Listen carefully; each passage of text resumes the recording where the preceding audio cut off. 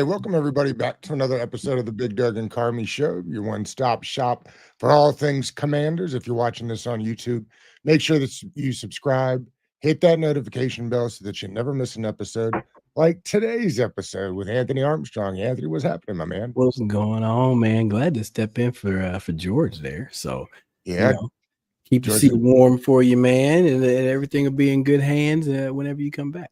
That's right. George got a new job, so he hadn't been able to spend as much time on the podcast. He's disappointed. We're disappointed, but business rolls on, my friend. We got real football coming up. So we're going to talk a little bit about the 53-man roster. Some of this seems like it'll be fairly easy, but there's some guys on here that can make some noise as we get closer to ending the preseason. Let's get right into it. Let's start with quarterbacks. I've got 3: Daniels, Mariota, and now Johnson. You had him on the. Did you have him in the emergency role, or did you have him? Yes. I mean, I don't. Do they keep Hartman? No. Right. Those are your 3 quarterbacks. Those are your 3 He quarterbacks. I think Josh looked great. He looked great, and I think I saw something that he said he really wants to be in Washington too. So you combine those 2 things, man. Hell yeah, you get on board. He looked really good. I think even if they try to delay Mariota's coming back, I don't know where his injury status is. I'd feel confident with Josh Johnson at number 2. So yeah, those are my top 2 and 2 quarterbacks as well. You think he'll still be looking for like a young developmental guy? I mean, Josh Johnson can't play forever. At least I don't think.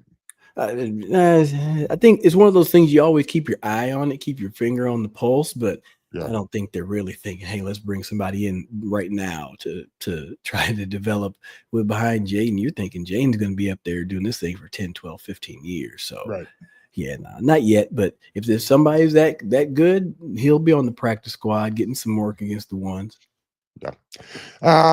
We know who won't be on the 53, and that's Brian Robinson Jr., who gets shipped today for a 6th-round pick. Good for Adam Peters to get a 6th-round pick for a guy that looked like he was going to get cut anyway. I think Chris Rodriguez adding some speed in the offseason helped them be able to do that a little easier. Obviously, Lil Bill fits into the picture. And Austin Eckler is the guy that nobody really talks about. He's still got wheels when he's healthy. They don't want him to be a lead back. He doesn't want to be a lead back. So I think this committee thing they've got going on is the real deal. I guess the question to you, Anthony, is will they keep 3 or 4? I had 4. I think you got to keep Jeremy McNichols because his pass blocking ability is something that, it keeps you on teams. Like if you can pass block, you'll be in the league for a while. If you can return kicks, you'll be in the league for a while. He's in that category. So it's something that's going to always be a positive for him. Now, I think it's 4 because of that reason. And the issue is I don't think there's not enough of Chris Rodriguez where you're going to say, let him go and, handle the brunt of the load.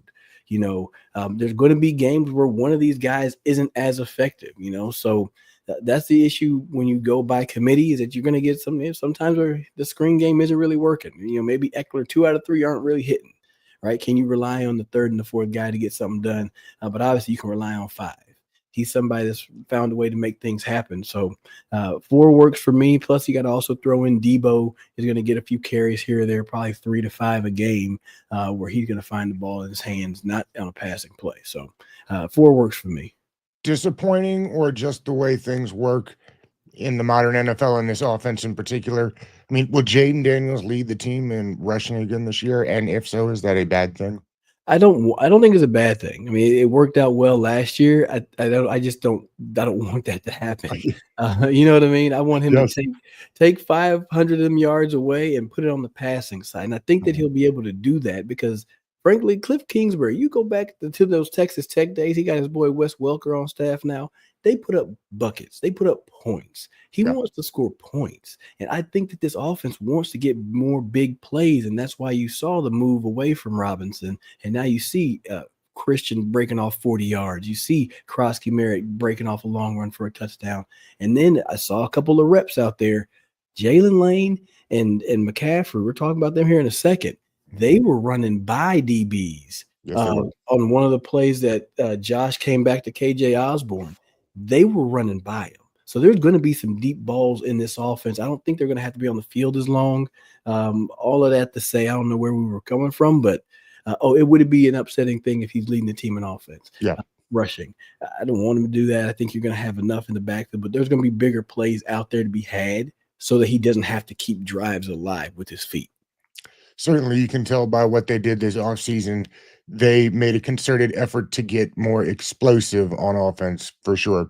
Bigger and heavier on defense, more explosive on offense, and they put a lot of resources into it.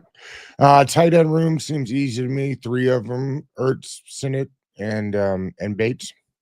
I put those 3, and I also put Yankoff on there. Okay. I think that sometimes having that 4th, is helpful. Just depending on special teams, and I don't know a whole bunch of the stats, but talking with Brian Weinstein, he was talking about Yankoff, showing a willingness to be on special teams, and frankly, at this part, once you get past the first 40 some odd players, it's all special teams. Who is really going to bring an extra value? Maybe they can play 2 or 3 positions, but who's showing that they can really get down and cover some kicks? Who's really going to make some plays on the special team side that can affect some games? So that's how those spots are going to get decided. And when I chose Yankoff, is that has Cole Turner made enough special teams impact, right? You know what I mean? So it's that's where you're competing, and I went ahead and went with Colson on that one.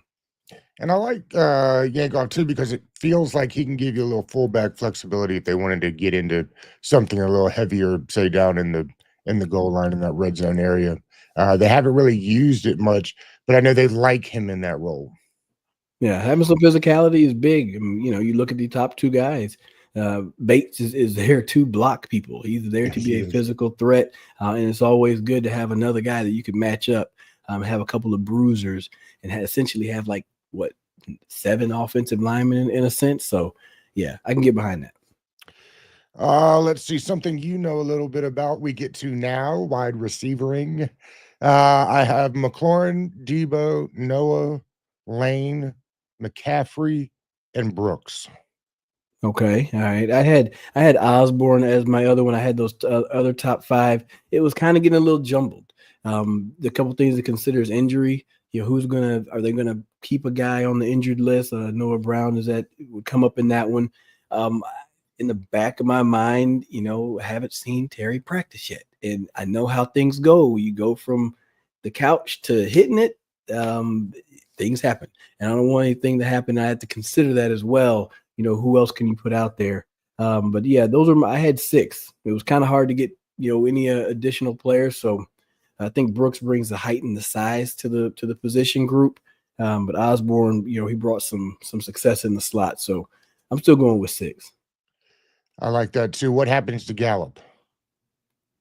Keep him around and probably practice squad. I could see him being on practice squad, and as he builds confidence and shows that he's progressing throughout the season, he'd be a late season addition that you could throw in there. If you do see a slow start from somebody, then you could pull him up. So I probably think you keep him in the building, especially that's DQ's guy. He's got that relationship with him. I could see him staying nearby. Easier to keep either Osborne. I'm thinking does Osborne and Gallup and Brooks, let's say those are the last 3 that we're looking at. Who's the easiest to keep on the practice squad? Is Brooks a Commanders guy that the rest of the league isn't quite as worried about? The Commanders fans are like, oh man, if you get him on the practice squad, somebody comes, how we do, somebody will come steal him. Or is it easier to put Osborne and Gallup on the practice squad because teams have film on them? They know who those guys are. They know they can call when healthy. Yeah, I would say it's easier to put Gallup on the practice squad. I mean, he's been retired, right? So now you're just kind of getting to see him. He's getting to build himself up, and who else? Let the team that brought him in take the chance, right? I couldn't see somebody else just saying, let's just bring him in, because then you have to bring him in and make him active. You have to give him a roster position. So if you were going to do that, you should have done that back in the summertime. That's right. You know what I mean? No disrespect, but you should have done it back then. So I think it's easier to put him on that practice squad. Plus, when you are released, you're not forced to go to somebody else. They don't pluck you out of the vending machine and say, no, you're not going. You could say, no, I want to stay in Washington. I respectfully declined that offer, so I think he'll stay around for that. I think he'll stay around for that. So if you see enough in Brooks, he may be able to get snuck to a practice squad, but once again, the team can match, right? The team can change their decision and say, oh, well, no, somebody wants to pick you up. We're going to match it. Go ahead and stay, and then we'll just move somebody else. You mentioned the speed. I saw the same clip that you did, the guys on the boundary blowing by everybody. Is it too what is your thoughts on McCaffrey? And people they're not quick to give people time. They're quick to take away the time. Yeah. I like him. He hasn't played wide receiver very long, a quarterback at Rice that kind of changed positions. I like what he can bring. Yeah. He's got to show a little bit more in year 2 though, right? Yeah, you want to see growth. And I've said in the past that the draft picks from last year were, especially later on, they essentially had that first year to kind of redshirt. That was a developmental year. See what it's like in the league. Year 2, let's see you make that jump. And I've seen that from him. I went and distinctly looked at the tape of Luke, 34 plays in that game, special teams reps and offensive reps, and I liked what I saw from him. The ball just didn't find its way to him. That's it. I think there was the one where the snap went over his head. They were likely going to get him on a quick screen, just the way the numbers were working out. You're going to get to see him make a guy miss, and then get right after catch. We see him have success in that down at Rice. That same play we mentioned where he was running that go, he had ran past that DB. All right. That same guy was sitting on his route earlier. So that should have been 6 if Josh was ready to throw it, frankly, to either side. So I like what I saw on tape. And one of the biggest things I saw, Doug, was a special teams rep where he got in on the tackle.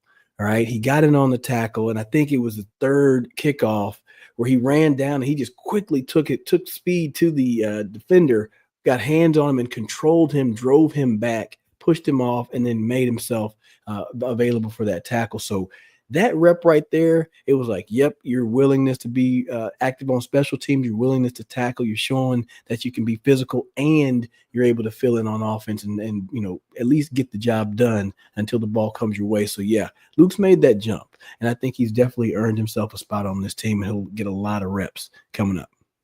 One of the nice things about Terry not being in camp is, when Debo wanted out of San Francisco, it wasn't because he didn't like San Francisco or the staff.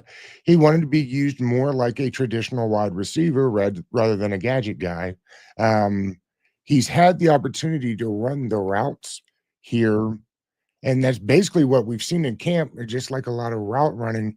I think it's important that they get him out there like that. I mean, they've got plans for him outside of the pure wide receiver route running, but I think and hope they give him more of those opportunities here. Yeah, I think he'll get it. I mean, this isn't an offense where they're just scheming people up to do trick plays. They do a great job of getting people in position to do what they do great, do what they do well. He is going to be like our A.J. Brown in a sense, right? Be able to run the slant and then be physical through that first tackle and then take that to a touchdown, right? That's what Debo's going to be able to bring to this offense. He's going to be able to run the play action drifts that are going to be in that 10 to 15-yard route range, and he'll break a tackle and go. You saw what he did on the jet sweeps. That has to be a part of his game because he's just that good. You have to put the ball in his hands. But when it comes to the route running, he will get to catch some passes down the field. It's not going to be all quick screens. He'll get some of those too, but I think he'll get his opportunities. Maybe it won't be, the big posts all the time and things like that, but he's going to get a chance to touch the ball. He's going to be in positions where he's going to be favorable to win the upcoming matchup with whoever's trying to tackle him. And frankly, Debo comes out on top more times than not. Did you have a favorite route to run? Man, a lot of folks would say that the go route. I used to love the bang 8, the skinny post. Okay. 7 steps, right? You start with your inside foot, 7 steps, and then bam, you plant it. The quarterback's throwing it on time. It is a beauty. It's a thing of beauty. That was a fun one. The big post on the backside of the dig of a bingo concept, if you will. You got a basic on the inside that's 12 to 14. If you get quarters, it affects the safety. I'm running this big 15-yard post on the outside. Corners can't keep up with it. Just let that thing fly. I'm going to run up underneath that thing. That was a fun one as well. What was your fastest time? 4.24. I had the summer, ran 5.42s. It was it ranged from like Arlington, Texas, out to Shreveport, Louisiana, San Jose, California. I was taking this tour all over the nation, Doug, to try to get myself onto some rosters. And this was just me trying to, find myself onto a team, and ended up working out and finding my way up to Washington.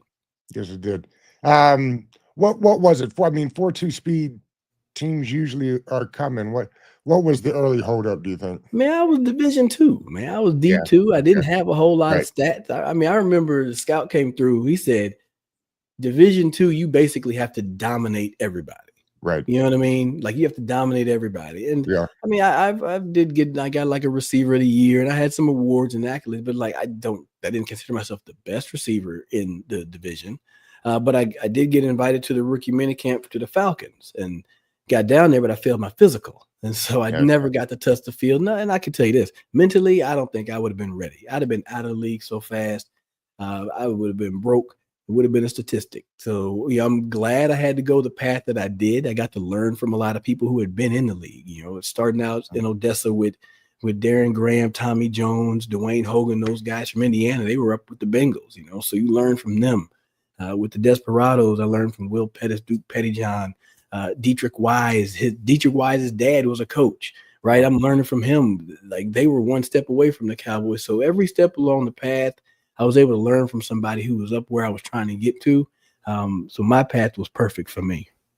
I love it. All right, back to this thing. We're on the offensive line now. I've got My Tunsil, favorite. Brandon Coleman, Biadasz, Cosme, Connolly Jr., Allegretti, Wiley, Paul, Fant, and the newly signed Nick Harris. Okay. All right. You didn't have, did you say Scott, Trent Scott? I did not. You did not. Okay. I had Paul instead of Scott. Okay. I had basically all of them. I had Trent Scott. I did not have Nick Harris. So I put 2 to 3 more on the side here simply because Cosme injured. I would assume injured. Not really rushing him back. And I frankly, a lot of those names down at the end, I didn't know who to choose. So I know that there's somebody that they're going to say they're still going back and forth, right? And there's somebody they're going to probably sneak on the practice squad. So, but the big ones, I agree with all of those. Why didn't you put Scott on there? They just signed Nick Harris, and who is the backup center? Was it Dieter? Yeah, and I don't think he's back. Maybe Allegretti slide. I guess that's why I put Nick Harris, because they just signed him a couple of days ago. Yeah. And I don't see a backup center on the list. See, that's why there was room to, there's some name. I added mine up. I think I'm stuck at 52. You know what I mean? I worked out this morning, so you could put me on the list if you need to find one other person. I will sign for one game. Duly noted. But yeah, Trent Scott's a good point, because I know they like to work him in, and they could keep a couple of these guys go to the practice squad, I'm sure, and go back and forth. But yeah, I mean, as long as those 5 stay healthy, they're in good shape. Yeah, and like I say, those injuries are, these are folks that they may be on the roster for just a couple of weeks, but they're going to be around, So a lot of these names will be back on those, those signings for practice squads. Let's see. Let's go to the other side of the line. Yeah, I've got Wise, Kinlaw, Payne, Armstrong, Newton, Jean-Baptiste, Goldman, Farrell, and I have Miller and Martin here, whether you put them in linebacker or edge, but I have those 2 making it as well. All right, cool. Yeah, I full agreement. The way Dietrich was playing on Monday, he bullied that tackle. That was a mean rep right there. That it was a bad call on the personal foul, but no, he's had a hell of an impact. I love that defensive line. I'm excited to see how they're going to unroll that. You know what I mean? How they're going to throw that out there. Just because I think you have so many options. You could go with a big, heavy lineup, right? Bringing in Dietrich Wise, Payne, Newton, Kinlaw. Like, that's just a bully lineup right there. You know what I mean? Like, so you talk about sending in Bebop and Rocksteady. Like, come on. They just bruising people and forearms and just sounds like a physical battle. And then you can throw in Von Miller and change it up on him and then have Frankie Louvu on the other side as well. So there's a lot to be excited for, especially with these pieces that you got. So I'm good with the D-line. Let's keep that thing moving. I like Von Miller, I think, is going to do a lot of things for this defense they weren't able to do last year. And I'm with you. I like Kinlaw. If you get Kinlaw and Payne, or Payne, I mean, you got some speed coming up through the middle with Payne. And I like Newton. Every once in a while, I'd like to see Wise and Kinlaw both on the edge. And really, the guy that doesn't get talked about, Anthony, is Dorrance Armstrong was having a good end of the year last year. That playoff run, he was showing why he was only one of him and Louvu were the only guys that got, multi-year contracts with them last year. Yeah. So I was excited to see him progress last year. Yeah, he did start to get some production. The linebacker, go ahead. I say he did start to get some production later on in the year. Yeah, you could see what they saw when they signed him. Louvu, Wagner, McGee, Madrano, and Ballore I have. Yep, those are mine. Those are mine. Okay. Added Nick because of the special team impact. He's going to be key component. I had forgotten about him. I went back and kind of looked through the roster, and obviously he's going to make the team. Yeah, he'll be there. Don't worry, he'll be there. McGee concerns me. It sounds like he's still banged up a little bit. I hope he is not one of these guys that they have so much hope in, and he just can't get on the field. You'd feel bad because they had plans for him last year, and they got plans for him this year. Yeah, but the thing is, I think he still has some time. You know what I mean? He still has some time. Yeah. Hopefully, it becomes this year. But I think he could still be around next year and then be like, okay, look, you really got to show up now. But he's in a room that's full of just a lot of energy and a lot of knowledge. You know what I mean? Like Madrano's played a lot of ball, even if not league ball, but he's played a lot of football, and there's a lot of knowledge and that he can glean off of and still grow as a player while he's on the sideline. Yeah, Madrano 6 years in college, and he didn't play for all of them, obviously, but that's a lot of time being around football. There's no doubt about that, and Wagner speaks for himself. What's the chance Louvu leads the team in sacks this year? Oh, I think that's a high likelihood. I think that's who you got to go with, man. I'm looking double digits, man. Let's see Frankie like 15, something like that. Like he could really be unleashed. Because I like the fact that the defense, the D line can line up heavier, and you don't have to necessarily bring pressure to stop the run. You know what I mean? Yeah. And then Frankie can kind of insert wherever to provide the pressure. And then you still switch it up and put Von Miller out there. They're going to pay attention to him. You know what I'm saying? Absolutely. So it's going to create one-on-one situations, and the best win their one-on-ones, and that's what the league is about. So, give me Frankie Louvu for 15 of them things this year. I love it. Let's see. If the offensive line room wasn't the biggest improvement, then it's the cornerback room to me. A room with Lattimore, they say Amos is everything that you wanted. Saying was still Jones and Igbenogany is who I have. Imagine this, Anthony. Igbenogany is cornerback 5 this year. There were times when he was cornerback 3 last year. And Jonathan Jones, they brought in thinking he would be a starter up until they were able to draft Amos. So interesting room here. Got a lot of improvement there. I still even had room for one more. There could be a potential, additional guy in there that, I don't know the name of, but I think a guy that is at safety for me plays a big role in that additional corner spot, and that's Quan Martin. Kind of a simple segue, but the cornerback room, the way it's improved, and a lot of it's just by availability, right? Like you got Marshawn Lattimore in when he was coming off of a hamstring and was never really given the amount of time to get that thing back right. And now he's ready. Now he's ready. He's going to show up for week 1 with a hell of a matchup. And just the flexibility of the defense is exciting because they're going to be able to be more aggressive. They're going to be able to play press. They're going to be able to play a few more games. And one of the cool things about this lineup is that they're very smart. right? There's some Mhm. smart players that are back there, and the communication and the flexibility and where you align and what you do in coverage, that's going to really up how this defense is going to be effective. They want to turn the ball over more. You combine that pressure up front with some smart heady DBs in the back end, you create more turnovers. Quan Martin has the potential to be the best draft pick out of that class that we had. And I mean, think about he played last year with 2 bad shoulders. That speed is something else. Also, think about that defense that he came from in college. They got guys littered all over the league from that secondary. I think he's in for a huge year, if not all pro, at least Pro Bowl. That gets us to the linebackers. I have Harris, Martin, Reeves, Butler, and Owens. And I think I like the guy from his name is I don't have him on my list, but as I think about it, the guy that they drafted or the undrafted free agent from Jacksonville State, I believe, is his name, or Ooh. not his name, but where he came from. Um, Big guy with speed.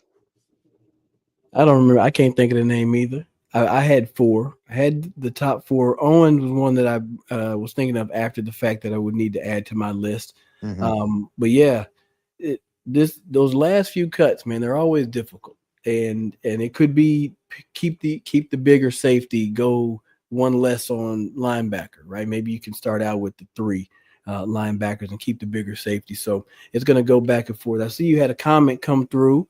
Yep. Jensen said, "How am I feeling about the wide receiver depth right now?" Um, I think it's solid. 6 is about all you're going to get. 7 maybe, but the thing is you can't throw the ball to that many different people, right? You got Debo and you got Terry. Those are going to be 1 and 2, and they got to be on the field the majority of the time. You're going to still have the 3 wide receiver set, and Zach Ertz is still out there too. So I'm fine with 6. I'm fine with 6. It's whenever if you come in with 5 and you're not really sure after that, that's when you maybe have a question or two. But I like what I saw from McCaffrey. I liked what I saw from Jalen Lane. You know who Debo is. You know who Terry is, and that's a good top 4. And I think you can win with that. You can win with that. Osborne will bring some veteran ability to it as well, and uh, maybe you have like Doug was looking for Brooks, and I mentioned Gallup being in that additional body, so I'm good with the depth right now. Is it Terry on one side, Brown on the other side, and then Debo in the slot? I mean, I know they're gonna move people around. That's just what they do. But how do you think they originally line up in Man, base, if you will? I think you got Terry at the X and Debo is at the Z. Okay. Now the Noah is going to be able to rotate in at that Z because Debo's kind of can move around a little bit, but I think Noah and Debo are going to be the more physical receiver that are going to have to dig out the safeties and do that work. Jalen showed the ability to do that, but I think he's going to be able to mismatch with guys and be able to get down the field with his speed a little bit more often, and take the big threat as safety trying to pay attention to Debo. So look at Debo being out there in the Z. They opened up with the 12 formation, 12 personnel, I should say, 2 tight ends, 2 receivers. In that first game against Cincinnati. So that's still going to be a big part of their offense. John Bates is able to put hands on people. He can play on passing downs as well, which is beneficial. But this is a no huddle offense. So Right. there could be a chance you get those first couple guys out there for 2 or 3 plays. If you convert, now you bring in McCaffrey and Jalen Lane, or Jalen and Jalen and Noah, whatever that formation is, and you still feel confident with rolling those guys out there. So I'm good with it. I'm good with how they're looking. Does it make you does the amount of let me reflect. Let me get my thoughts together. Terry coming in late, are you concerned about soft tissue injuries as the season starts? Because that tends to be a thing. And if it's not an injury, it's just getting a slow start. We've seen these guys, particularly the receivers that have held out, and it's a little bit of a process to get the season started. Yeah, it is something that you think about, but they have a process for a ramp up period.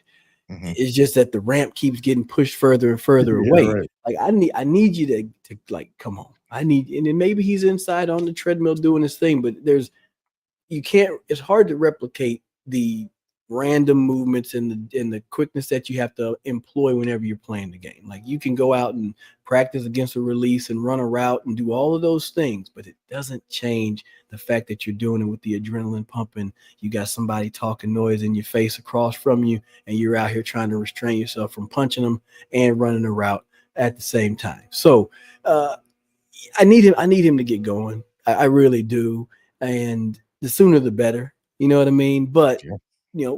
if you're we talk about going back to the depth.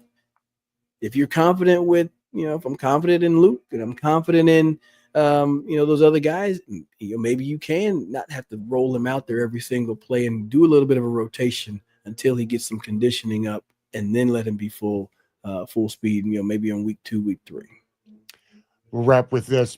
If there's one thing that keeps this team from getting to where they want to go, we won't include injuries in that. What is it? I'm gonna just say the time it takes to get on the same page. All right, your continuity. Since you haven't had Terry, you haven't had your full office. Frank, I mean, you've been, you just traded away Brian Robinson, so all those reps, you have to essentially think I need to give them to somebody else, right? So the sooner that they can get on the same page, the better. You play the bulk of your division games late in the year. It's going to be in December. You start out obviously with New York week 1, but you don't get to go and stack those wins. You're going against common opponents and guys you don't see that often. How long is it going to take you to get on the same page? How long is it until you're rolling at your full speed, got all your infinity stones, and really doing the thing and acting the way that this offense is built is supposed to be operating? That's the big thing for me. If the Eagles are the team that they're chasing, did they get any closer this offseason?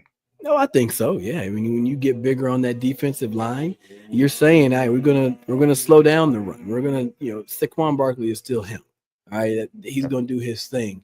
But whenever it gets to December, 2 games against Philly, right in December, I hope it snows. Right, you got Dietrich Wise and all these big old D linemen. I hope it snows because that's going to be a perfect matchup. I need those two guys to go up, those two defensive and offensive lines to just battle it out. I'm down for that.